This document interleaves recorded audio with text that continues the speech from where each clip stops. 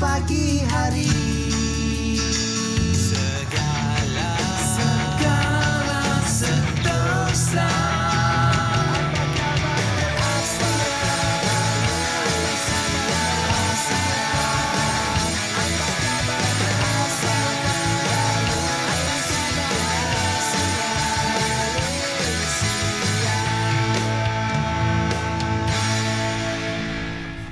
Hai, Assalamualaikum. Apa khabar anda bersama kami dalam Apa Khabar Malaysia? Pada pagi ini seperti biasa kami akan bersama anda selama 1 jam bersiaran secara langsung. Saya Pasha Rahim dan bersama saya Helina Pallavi. Apa khabar anda semua? Hari ini bersempena dengan cuti sekolah minggu terakhir ni, saya nak kongsikanlah satu pantun. apa dia? Silakan. Itik berenang dalam perigi, ayam lihat geli hati. Minggu ini minggu terakhir cuti, bercampur bau rasa hati.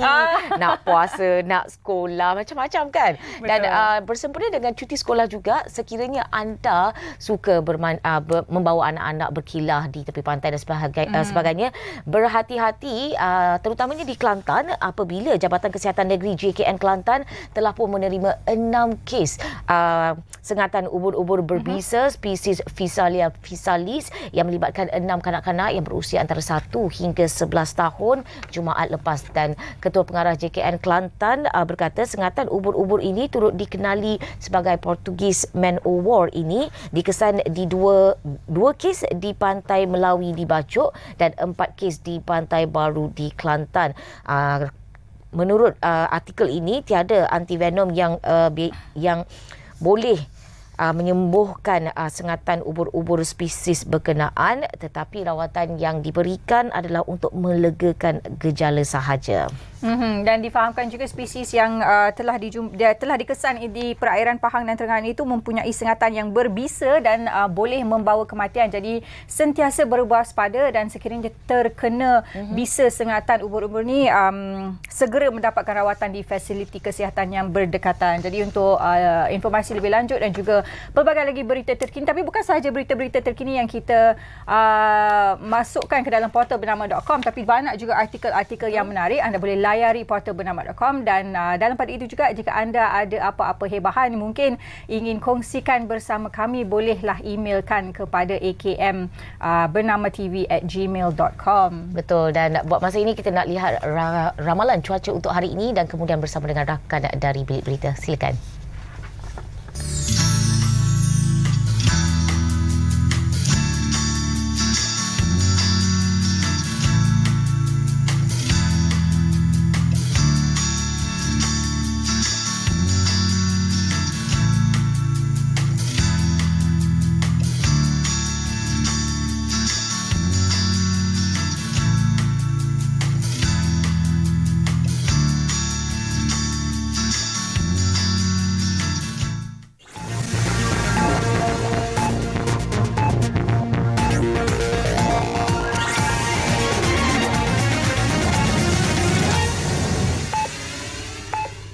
Assalamualaikum, salam Malaysia Madani. Anda bersama saya Nur Liana Zulkifli. Pemandu bas dan seorang penumpang cedera parah dalam nahas melibatkan sebuah bas ekspres dan kenderaan pacuan 4 roda di Leburai Ipoh Lumut dekat Cangkat Cermin Manjung. Penolong pengarah bahagian operasi JBPM Perak, Sabarut Zinur Ahmad berkata, bas ekspres dalam perjalanan dari Lumut ke Ipoh itu terbabas ke dalam parit di bahu jalan. Nahas membabitkan 22 mangsa iaitu pemandu bas berusia 41 tahun, 20 penumpang berusia antara 17 hingga 63 tahun dan pemandu Toyota Hilux berumur 63 tahun. Sepasukan anggota dari Balai Bomba dan Penyelamat Air Tawar dikejarkan ke lokasi sejurus menerima panggilan berkaitan kejadian pada 5.38 petang. Sabarut Z mengesahkan tiada mangsa tersepit, namun terdapat 2 mangsa iaitu pemandu lelaki bas dan seorang penumpang wanita mengalami kecederaan parah. Manakala 19 penumpang serta pemandu kereta Toyota Hilux cedera ringan. Semua mangsa dihantar ke Hospital Seri Manjung dan operasi ditamatkan pada 7.17 malam. Sementara itu, Ketua Polis Daerah Manjung ACP Muhammad Nordin Abdullah berkata, siasatan awal mendapati Toyota Hilux yang juga dari Lumut menuju ke Ipoh menukar haluan ke lorong kiri secara melulu. Tindakan itu menyebabkan pemandu bas ekspres tidak sempat menekan brek lalu gagal mengawal kenderaan dan terbabas. Kes disiasat mengikut Seksyen 43-1 Akta Pengangkutan Jalan 1987. Baik, transaksi kewangan sebanyak 3.8 bilion ringgit ke 43 negara dikesan melalui 15 syarikat perdagangan berdaftar di Malaysia yang disyaki hasil kegiatan penipuan bermula 2021 hingga tahun lepas. Menurut Pengarah Jabatan Siasatan Jenayah Komersial Bukit Aman, Datuk Seri Ramli Muhammad Yusof, pihaknya mengesan kewujudan trend pendaftaran syarikat dan pembukaan akaun bank atas nama syarikat bertujuan dijadikan akaun keldai. Taktik itu menjadi pilihan kerana ia membolehkan transaksi kewangan dilakukan secara kerap dan melibatkan amaun yang lebih besar. Jangan ragu-ragu untuk menyemak terlebih dahulu ke mana ataupun nombor akaun itu. Macam kita katakan, setakat ini telah ada 193,000 akaun-akaun dalam pengkalan data kita di Semak Miung itu yang boleh diperiksa sehari-harinya.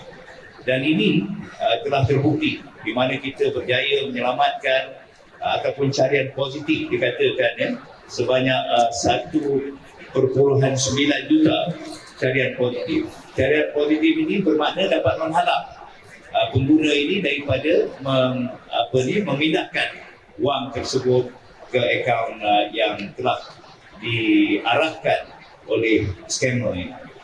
Datuk Seri Ramli Muhammad berkata demikian selepas melancarkan portal Semak Mula 2.0 di sebuah pusat beli belah di Ibu Negara pada Ahad. Portal Semak Mula 2.0 menyenaraikan syarikat-syarikat yang disyaki terlibat dengan kegiatan jenayah komersial. Ini bagi membolehkan masyarakat mengetahui organisasi yang terlibat dengan jenayah komersial dan mengelak daripada meneruskan urusan dengan syarikat terbabit. Baik, sekian dari Bilik Berita. Assalamualaikum, salam hormat.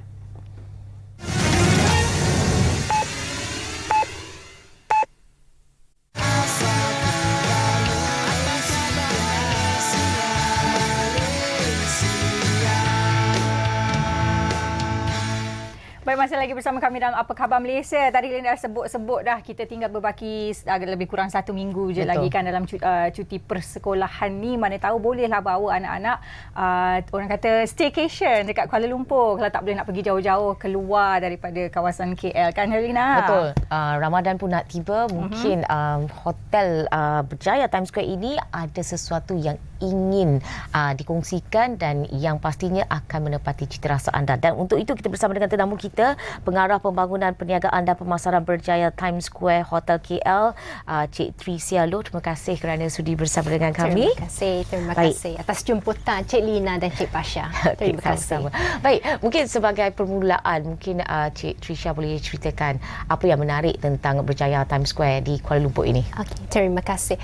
Sememangnya jenama Hotel Berjaya Times Square nama bukannya asing. Betul. Kepada rakyat Malaysia, terutamanya warga Kuala Lumpur. So hotel ini membuka pintu kepada semua sejak tahun 2003 dan dirasmikan oleh Tun M. Mempunyai 539 bilik. Tahun lepas saja kami baru saja menyambut ulang tahun ke-20. Ulang tahun ke-20. Yang menariknya ialah hotel ni ialah satu pasukan, sebab hotel banyak hotel di Kuala Lumpur. Tapi yang menariknya hotel ni ialah kami mempunyai satu pasukan rakan sekerja saya, kaki tangan semua hotel ni. Kita bertungkus lumus, berganding bahu memastikan setiap pengunjung yang datang ke hotel kita dapat menikmati hospitality yang berjaya, keistimewaan hospitality yang unggul.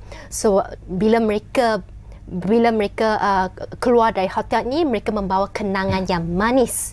Yang uniknya sekali ialah setiap daripada kita ada yang berkecimpung dalam industri ini sejak hari pertama. So 20 tahun kita ada kaki tangan yang mula bekerja di hotel ni sejak tahun 20 tahun lalu ada yang menceburui hotel ni dari jenama hotel international yang lain. So keunikannya ialah bila kesinambungan ini mereka bergabung, kita berganding bahu memastikan sistem pemakanan kita, kualiti pengacaraan kita yang terbaik. Maka itulah yang menjadi nadi kepada hotel ini. Pastinya kita nak tahu juga apa kelebihan Hotel Berjaya Times Square di Kuala Lumpur ni. Selain daripada lokasi yang strategik, kerana kita semua tahu di Kuala Lumpur ni banyak hotel-hotel di sekeliling kawasan Bukit Bintang tu sendiri. So, hotel ni dia bertempat di Jalan Imbi. So, sememangnya Jalan Imbi kawasan kita panggil Golden Triangle. So, Golden Triangle dia meliputi Jalan Imbi, Jalan Bukit Bintang, Jalan Raja Chulan, up to KLCC. Mengapa dipanggil Golden Triangle? Sebab shopping mall, tarikan untuk turis adalah berada di kawasan Golden Triangle ini. So, sememangnya dia sangat easy untuk sangat senang untuk setiap pengunjung yang datang ke Berjaya Times Square hotel untuk bergerak dalam Golden Triangle ini.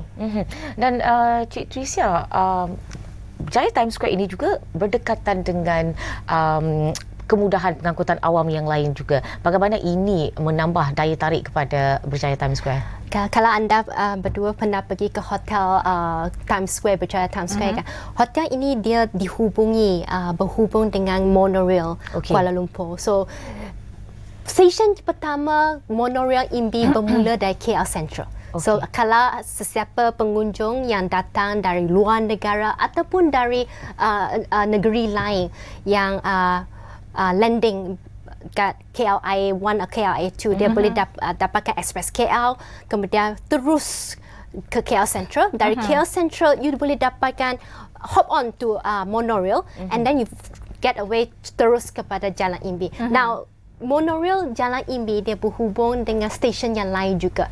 Misalnya stesen Bukit Nenas di mana anda boleh berkunjung ke Menara Kuala Lumpur, dan stesen yang paling terkenal stesen Bukit Bintang, hop on to stesen Imbi akan terus ke stesen Bukit Bintang di mana anda dapat mengunjungi Fahrenheit di Bukit Bintang, Pavilion Bukit Bintang, dan Pavilion Bukit Bintang terus berhubung terus ke KLCC. So semuanya, kita sekarang tengah mempraktikkan energy saving, mempraktikkan sustainability. So when you hop on to that, everything is walkable.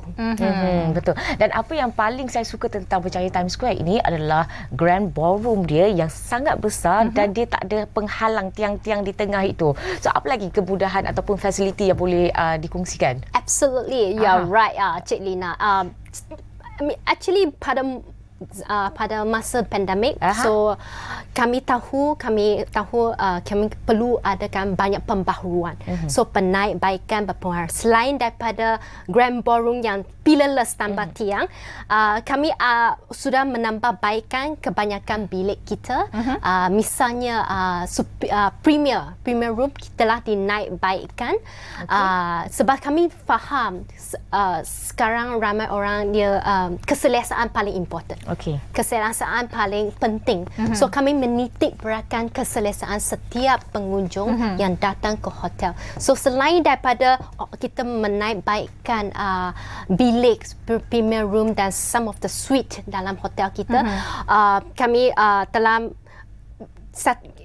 we have the biggest rooftop pool di Kuala Lumpur. The biggest rooftop pool di Kuala Lumpur, which is one of the main attractions. Satu tarikan yang paling penting, yang paling utama dari hotel kita. Lebih-lebih lagi selepas pandemik, everyone wants to get exposure, everyone wants to be on open space. So that is one of the keunikan daya tarikan pengunjung ke hotel Times Okey, Square. kita dalam masa seminggu lebih ni lebih kurang kita akan masuk dalam bulan Ramadan. Seperti biasa di mana-mana hotel seluruh negara di Kuala Lumpur terutamanya ada promosi-promosi, buffet Ramadan sebagainya. Untuk Berjaya Times Square Hotel pula bagaimana? Nah, saya nak jemput Cik Lina dan Cik Fasha datang berkunjung ke hotel Berjaya Times Square. So, Okey. tema untuk tahun ini ialah selera nostalgia Do Re Mi. Wow. Okay, Ya. kenapa Do Re Mi? Dari Tan Sri Pri Ramlee. Okey. So, sambil-sambil menjamu selera, sambil-sambil kami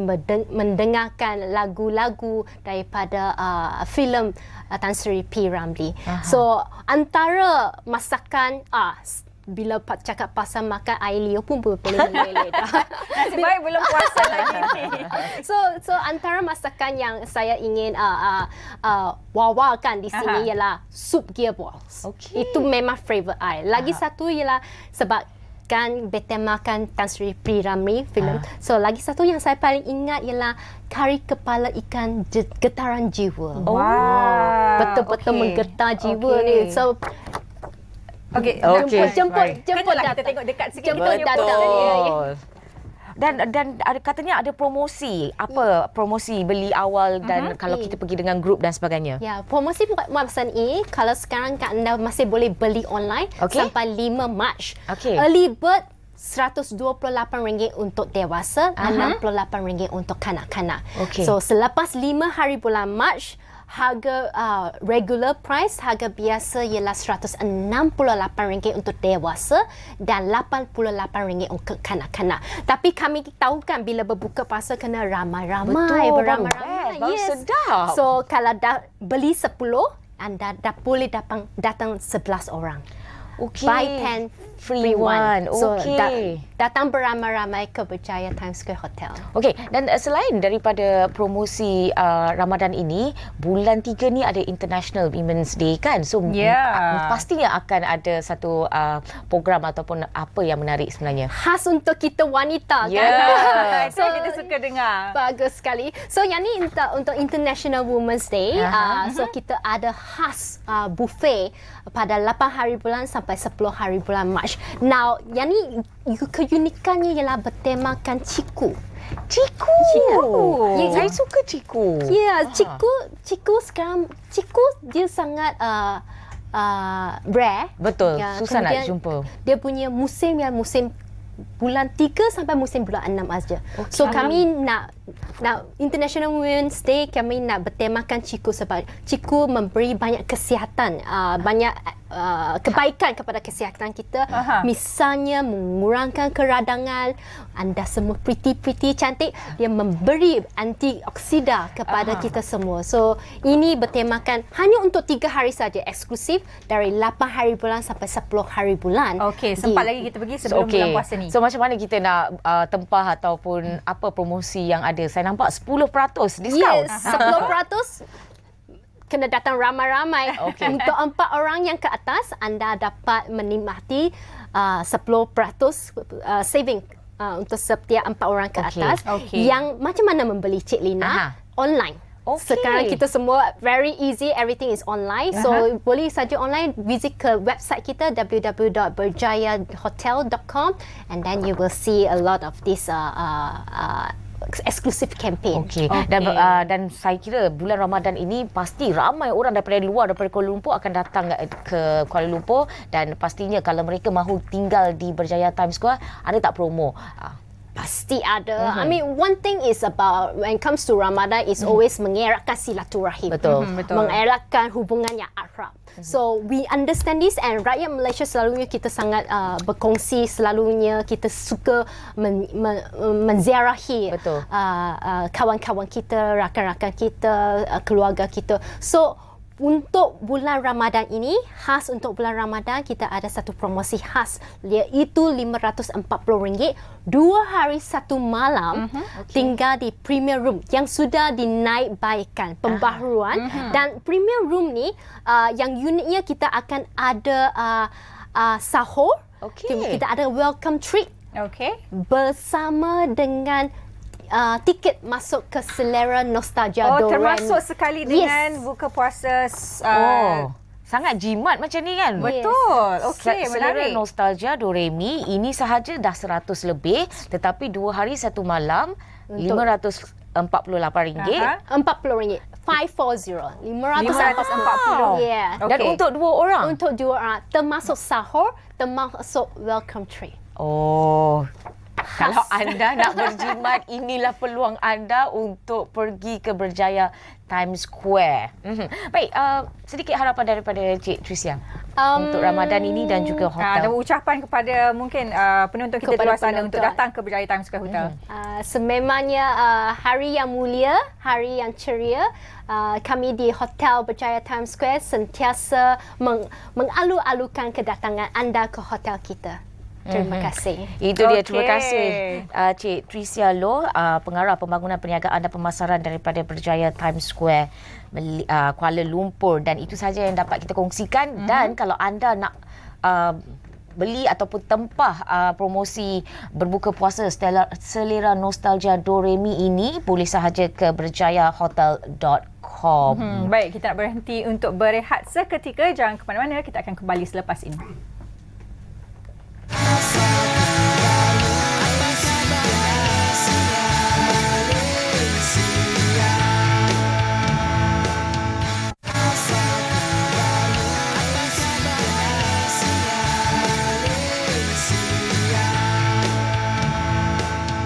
Kembali dalam Apa Khabar Malaysia, dan kali ini kita nak membincangkan tentang agenda permekasaan demokrasi di kalangan siswa, dan untuk itu kita ada tetamu di studio. Kita bersama dengan yang sebelah saya ini, yang di-Pertua Majlis Perwakilan Pelajar Muhammad Nazmi Hakimi Muhammad Irman daripada Universiti Sains Malaysia. Terima kasih kerana sudi bersama dengan kami. Dan juga di sebelah sana kita ada Encik Ashraf Razwan, Ketua Penolong Pengarah Seksyen Kepimpinan dan Jati Diri Bahagian Hal Ehwal Pelajar Jabatan Pendidikan Tinggi. Terima kasih kerana sudi bersama dengan kami. Baik, bercakap tentang permekasaan demokrasi siswa ini, kita nak tanya Nazmi sendiri. Wajar ke mahasiswa terlibat secara aktif dalam proses demokrasi? Baik, terima kasih atas soalan yang begitu menarik untuk kita perbincangkan pada pagi ini. Berbalik pada soalan wajar ataupun tidak, jawapan saya adalah wajar. Okey. Mengapa? Kerana pihak kerajaan telah meminda perlembagaan persekutuan yang mana undi daripada 21 tahun telah turun kepada 18 tahun. Betul. Yang mana ini telah meningkatkan bilangan pengundi rakyat Malaysia sehingga 21 juta. Bukan saja undi 18, tetapi calon juga berumur 18 tahun juga boleh menjadi calon. Jadi makna kata, rugilah sekiranya anak muda ataupun dalam konteks ini mahasiswa tidak mengambil ruang dan juga peluang ini untuk bersama menentukan hala tuju negara itu sendiri. Okey, baik, kita nak tanya pada Encik Ashraf pula. Bagaimana sebenarnya kita boleh meningkatkan lebih lagi meningkatkan kesedaran politik di kalangan mahasiswa dan juga untuk menggalakkan lagi penyertaan mereka dalam proses demokrasi dalam negara?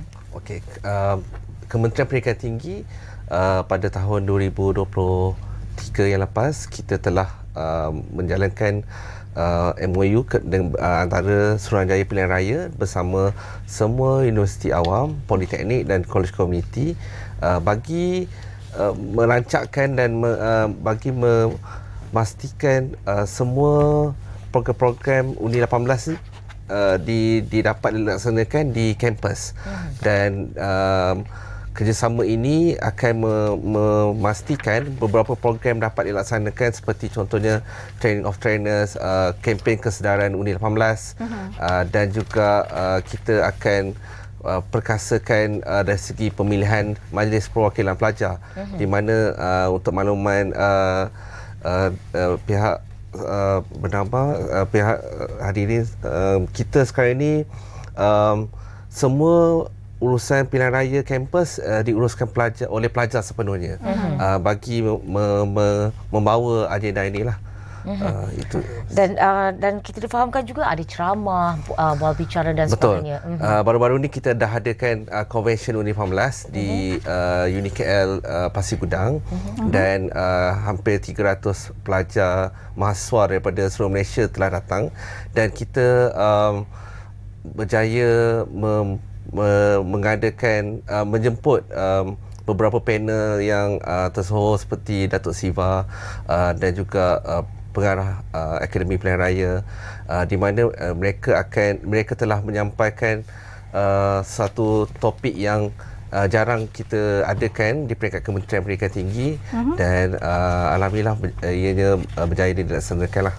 Macam mana penglibatan pula mungkin ataupun kerjasama dengan NGO ataupun badan-badan lain, dan mungkin boleh ceritakan sedikit antara topik-topik ataupun isu-isu yang sering terutama sekali membelenggu golongan mahasiswa, mungkin boleh jawabkan. Baik, kalau kita lihat kerjasama ataupun players di antara Kementerian Pendidikan Tinggi dan juga organisasi-organisasi misalnya Akademi Pilihan Raya, Akademi Kenegaraan telah memeterai satu persefahaman untuk melaksanakan beberapa program di seluruh universiti. Misalnya sewaktu minggu orientasi di Universiti Awam, seringkali kita mengadakan mahasiswa cakna pilihan raya yang mana ada demonstrasi bagaimana untuk membuang undi dan sebagainya, kemudian dengan kempen-kempen sebagaimana yang telah diutarakan sudah tadi. Bukan itu saja, ini juga boleh kita katakan rentetan daripada pindaan AUKU yang mana membenarkan mahasiswa itu berpolitik. Ini juga menjadi bukti bahawa kerajaan terbuka dalam perkara ini dan membenarkan mahasiswa itu berkarya ataupun kreativiti masing-masing dalam menyuarakan pendapat dan sebagainya. Dan saya sebenarnya mahu lebih mendalami bagaimana sebenarnya MPP, Majlis Perwakilan Pelajar, boleh meningkatkan literasi politik untuk pelajar di kampus. Baik, kalau kita lihat Majlis Perwakilan Pelajar itu ataupun beberapa universiti menggunakan nama Kesatuan Mahasiswa untuk menjadi MPP itu sendiri, ianya perlu melalui satu proses demokrasi, iaitu pilihan raya kampus. Makna kata ini juga telah menjadi satu anjakan kepada literasi politik tadi. Apabila mereka telah menjadi seorang, kita katakan YB kawasan lah di universiti itu sendiri kan, mereka ini telah menjadi YB dan mereka perlu memikirkan cara-cara ataupun program-program yang mana mampu melahirkan pemimpin-pemimpin mahasiswa yang selepas daripada mereka tamat jawatan tersebut. Program-program itu juga perlu berkisarkan tentang literasi politik, membuka minda, bekerjasama dengan Persatuan Anak Negeri, kelab-kelab pertubuhan, pusat pengajian, fakulti dan sebagainya, supaya mahasiswa hari ini didedahkan dengan politik-politik bukan sahaja melalui kempen tetapi juga di luar bilik kuliah dan sebagainya. Tapi sebenarnya proses demokrasi ini di antara ataupun dalam golongan mahasiswa ni sudah lama berlaku, cumanya mungkin bukan di peringkat negara itu sendiri. Jadi sejauh mana perlaksanaan undi 18 ni sebenarnya dapat menentukan arah ataupun hala tuju negara itu sendiri? Mungkin Cik Ashraf boleh terangkan. Kalau kita lihat daripada pilihan raya yang lepas, di mana golongan ataupun kelompok daripada undi 18 ni dah mula mengundi untuk pilihan raya umum negara lah. Betul. Dan ianya memberi kesan ataupun keputusan yang signifikan kepada keputusan pilihan raya itu. Dan saya nampak kalau tidak ada program-program ataupun pelaksanaan undi 18 yang lebih berkesan yang dilaksanakan oleh pihak kerajaan dan juga pihak kementerian, ianya mungkin tidak akan memberi impak yang lebih besar kepada mahasiswa. Mahasiswa perlu diberi kesedaran. Ada juga ramai yang masih lagi tak begitu cakna, masih hanya melihat kepada social media yang mungkin tak menilai sesuatu politik di negara, dan itu yang kita kena sampaikan melalui program-program yang dianjurkan dengan kerjasama Suruhanjaya Pilihan Raya lah. Baik, Nazmi, seperti yang Cik Ashraf katakan tadi, pemilih muda ini banyak terpengaruh dengan media sosial yang mungkin tidak menggambarkan keadaan sebenar. Bagaimana Nazmi sendiri melihat isu ini dalam kita meningkatkan literasi politik di kalangan mereka? Kita memang tidak dapat menidakkan bahawa anak muda hari ini memang dekat dengan media sosial. Betul. Kerana pengguna besar di Malaysia atau di dunia sekalipun ini merupakan anak muda yang mana ianya di hujung jari. Jadi apa yang boleh dilakukan oleh anak muda apabila mendapat sesuatu berita dan sebagainya, pemakluman, pastikan perkara itu disemak terlebih dahulu supaya tidak terpengaruh dengan dakyah-dakyah ataupun berita palsu dan sebagainya. Kerana kita tidak mahu menyuburkan politik kotor. Kita mahu menampakkan bahawa politik itu sebenarnya bersih. Ya, bukan itu saja, anak muda pada hari ini juga perlu mempunyai daya tahan keintelektual yang tinggi, bijak menilai dan juga memberikan pertimbangan yang setara, adakah ianya yang terbaik ataupun sebaliknya.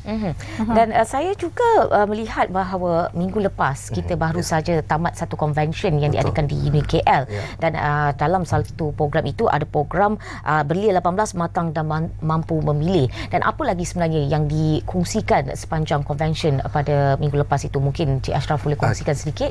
Kita telah adakan simulasi bagaimana pilihan raya itu dilaksanakan, dan juga kita telah memberikan beberapa segmen yang menarik kepada semua peserta kerana mereka bagi memudahkan proses pemahaman mereka berkaitan dengan undi 18, literasi undi 18 supaya agar ianya dapat diperkukuhkan. Dan bila mereka balik ke kampus, mereka akan mengadakan pula program di kampus masing-masing. So itu hasratnya. Dan program Undi 18 ni dia sebenarnya mungkin ada kelompok-kelompok tertentu saja. Di universiti, untuk makluman, kita memang dah ada sekarang ini kelab Undi 18, kelab literasi politik. Jadi kelab-kelab ni dia berperanan untuk menggerakkan pengukuhan literasi Undi 18 lah di kampus. Untuk Nazmi sendiri, dengan adanya kelab-kelab Undi 18 dan sebagainya, peningkatan literasi terhadap politik itu sendiri, harapan sebagai orang muda untuk Undi 18 dalam pilihan raya yang akan datang? Harapan saya cukup mudah, yang mana kepada anak muda di luar sana, rakan-rakan saya yang sedang menonton ketika ini, sahutlah peluang dan juga ruang diberikan oleh pihak kerajaan ini dalam melaksanakan Undi 18, dalam melahirkan anak muda yang berketerampilan dan sebagainya. Dan mungkin saya boleh kongsikan ini juga selari dengan ucapan pertusan Yang Berhormat Menteri Pendidikan Tinggi dalam landasan Hala 7 KPT yang mana berkaitan dengan pembangunan otak dan juga watak melalui pembentukan ilmu dan juga pembentukan karakter itu sendiri dapat melahirkan mahasiswa secara holistik. Dan juga apabila kita melaksanakan Undi 18 ini, potensi pemilih setiap kali pilihan raya kian bertambah dan juga anak muda dapat menentukan hala tuju negara, sebagaimana ibrah yang kita boleh ambil daripada surah Ar-Ra'd ayat 11, yang mana sesungguhnya Allah tidak akan mengubah nasib satu kaum kecuali kaum itu yang mengubah pada diri mereka itu sendiri. Saya dah nampak dah ke hadapan anda mungkin menjadi salah satu calon. Ya, tak apa. Itu harapan saya. Harapan Cik Ashraf pula bagaimana? Sebenarnya kita memang pernah ada calon di kalangan mahasiswa. Kalau tak silap saya di pilihan raya negeri Sabah. Itu yang menarik selepas pindaan akta yang memberikan 18 tahun tu boleh jadi calon, dan ada di kalangan mahasiswa yang bertanding. Cuma mungkin tak berjaya. Tetapi kita tak nafikan akan berlaku mungkin selepas ni mungkin akan lebih menyelah dan lebih ramai yang akan berani untuk ke hadapan. Itu dia. Terima kasih Encik Ashraf atas perkongsian itu tadi, dan kami juga mengharapkan bahawa Undi 18 ini dapat meningkatkan corak pemikiran ataupun literasi politik di Malaysia ini. Terima kasih sekali lagi Encik Ashraf Razwan, Ketua Pengarah Penolong Pengarah Seksyen Kepimpinan Jabatan Pendidikan Tinggi, dan juga kepada bakal calon kita Muhammad Nazmi Hakimi Muhammad Irman yang di-Pertua Majlis Perwakilan Pelajar daripada USM atas kesudian berkongsi tentang agenda pemerkasaan demokrasi siswa. Dan kita nak berehat seketika. Kita kembali selepas ini.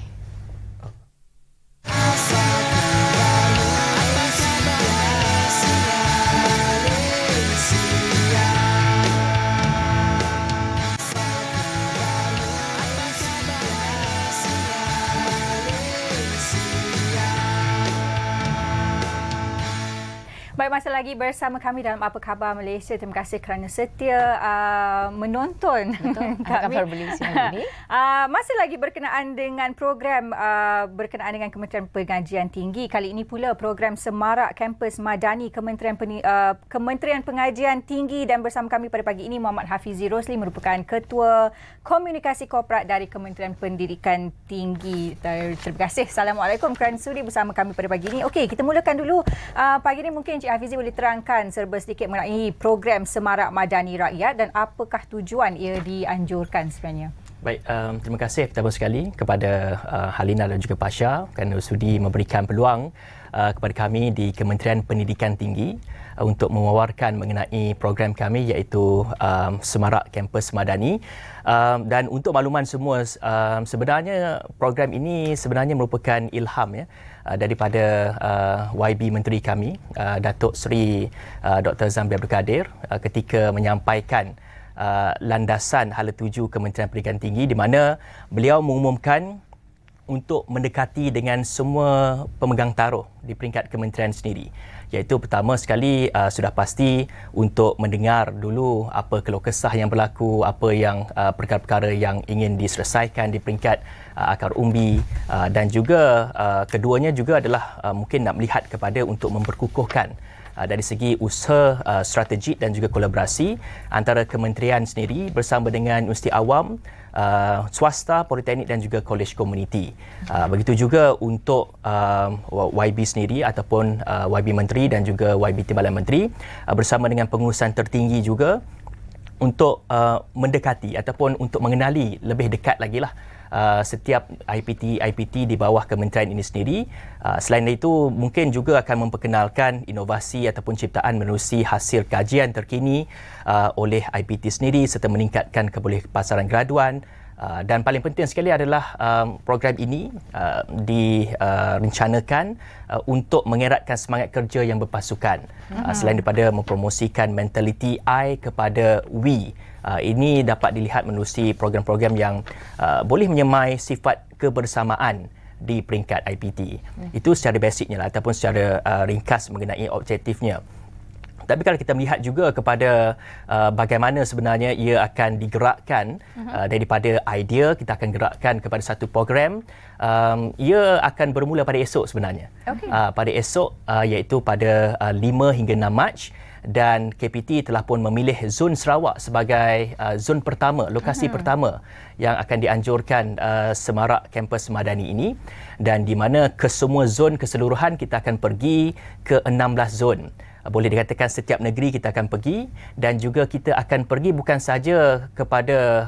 saja di universiti awam, tapi juga kita akan pergi juga ataupun menyantuni warga-warga di politeknik, begitu juga dengan kolej komuniti serta institut pengajian tinggi, pendidikan tinggi swasta itu sendiri.